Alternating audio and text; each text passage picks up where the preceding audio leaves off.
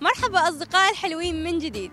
وصلنا الآن الفقرات الممتعة والمسلية. أكيد راح نقضي أجمل الأوقات في برنامج رياحين، ساعة من المتعة والتسلية. أصدقائي وصلنا الآن بفقرة ارسم معنا، وراح نرسم صديقنا حصان البحر. إذا حابين تتعلمون شلون نرسم صديقنا حصان البحر تعالوا وياي.